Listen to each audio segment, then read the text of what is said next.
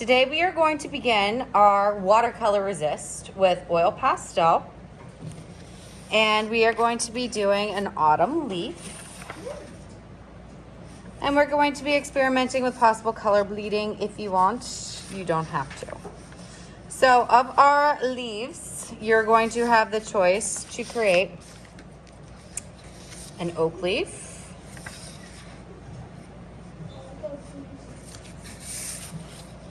a birch leaf, or a maple leaf. And there are stencils on the clay table. I didn't think that you needed to watch me trace around a stencil, so I went ahead and did that to begin with for you. So what you're going to do after the demonstration is you're going to pick one of those, and I'm actually going to start. I'm going to demonstrate all of them, but you're only going to do one. And you're going to pick out an oil pastel. If it doesn't look like these oil pastels have been definitely beat up, they're in my autumn colors bin. So you might have to peel some of your pastel. Now I'm going to show you the process of the birch leaf real quick. So the birch leaf, you're going to draw your main vein and supporting veins to each of the points. You're going to do it on the opposite side, and then you're going to fill it in if you like. So first thing we're going to do is trace our stencil. Then we are going to apparently break this again. Write our name and class code. In this case, you are 2A, but you might be in another class joining me, and your class code would be something different. Then for the birch leaf, it's pretty straightforward. Your stem would actually be coming up and out. You can do that if you want, or you can just draw from one side up to the top of your leaf. All right? So if I wanted to, I could do another fairly thin line on that to make it look like more of the stem of the leaf. Then I am going to draw lines down to the main vein. I'm going to make sure that this, where I ended here, is going to meet, go up to the point on the leaf. And here, and here, and here. And I'm gonna go ahead and put some extra little V's in here.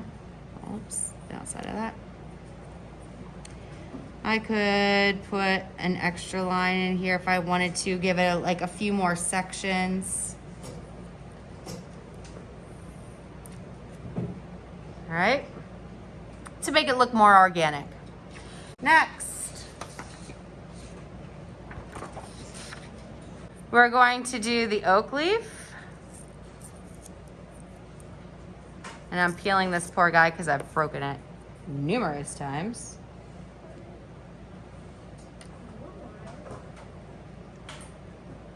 So for the oak leaf, it is something similar to a main vein. And then it's going to shoot off to each one of these. I call them like the arms of the leaf. And then they are going to V out from there. And then you can put extra veining in if you so choose. So the cool thing about leaves, actually the cool thing about trees in general, is that the leaves on the trees and the root system are all kind of the same principle. If you look at roots or if you look at the veining of a leaf, they all kind of come up and branch out, including the branches of a tree. So your main veins, and then they come and shoot off from there. So this could be a tree. If I drew grass right here and put some leaves on it, boom, I have a tree.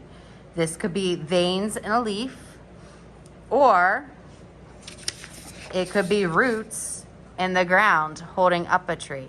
They're all very similar in their structure. So once again, my main vein. Then I am going to, and I'm pulling these downward to the main vein. I don't want to be going upward. They're all coming this way to the main vein. All right. Now, unlike the birch tree where it was really important that these V's met, this one it's not so important that they meet. Are you kidding me? Like,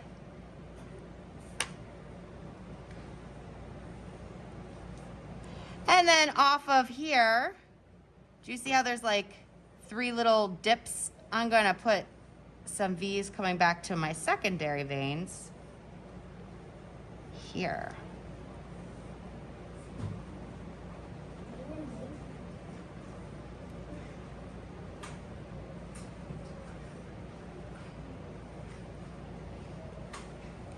All right. And that is our oak. Last but not least, the maple leaf. And I put mine on here sideways. When you trace it, it will fit up and down like regular, like this to trace it. But if you're having a difficult time, I just kind of turn mine a little bit to the side. Maple leaf is a little bit different in that it has 5 main parts. So we have up, 2 sides, and 2 out. Maple leaf. And then our V's come off of each side.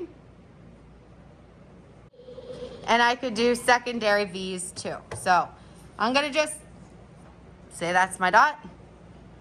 Go up to the top, 1.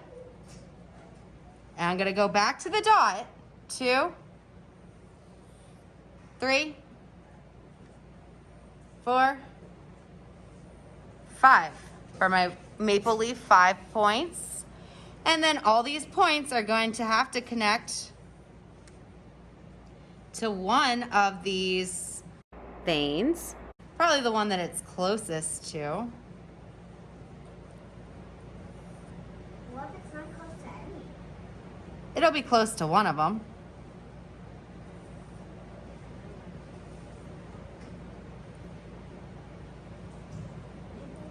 Did I miss any tips? I'm gonna bring this guy down here. And then I can put in some extra spots, like this went to not a tip, but more like an indent. I'm gonna make that a Y just to give it some pizzazz. All right. Oh, I did miss a tip right here.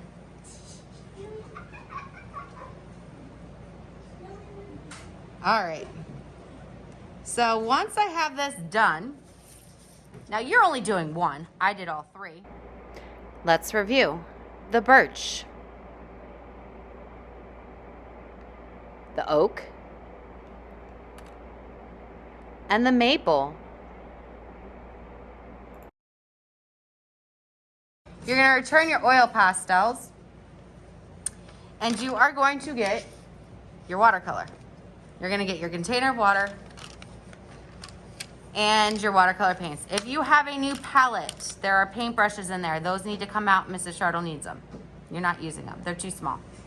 Okay? Not right now. Not right now. Of your paints, you may use any autumn color. That means you may use red. Are leaves ever red? Yeah. Orange. Yep. Sure are. Yellow. Yep. Green, of course. Yeah. Blue? No. No blue. Purple? No. No purple. Brown? Yes. Yes. I'm not going to have you use black, Obviously no. okay? Or the purple or the blue. So those are your colors. Because there's not really black. It's not really black. Unless there's like black mold on them. Can you do red? Can you do red? Yes, right there. So brown, green, yellow, orange, red. Only. You are going to, if you want to color bleed, remember color bleeding is done when you add, oh, I should probably wake up my paints, huh? To review, waking up your paints. I'm gonna add it to the colors that I can use. I'm just adding water to it. Let it sit. When you are cleaning your brush, you swirl it. You wipe the extra off. You never tap, tap, tap, because you're gonna make a mess everywhere. Okay? So I'm gonna just kind of wet down a couple areas because I am going to want to do some color bleeding. I know that I think it looks super cool and I'm gonna do that. I'm gonna start with my lightest color. One of Mrs. Shartle's favorite colors is yellow. It is always kind of overpowered. It's really bright. And I wanna make sure my paper's real nice and wet for this. I'm gonna take, I think, some orange and just let it mix and blend, mix and blend. It'll bleed together a little bit. Maybe I have some red in here. I am going to suggest that you limit it to 3 colors. 4 at the max. If you get many more colors in here, your leaf starts to look, well, kind of crazy. Okay? Not that good.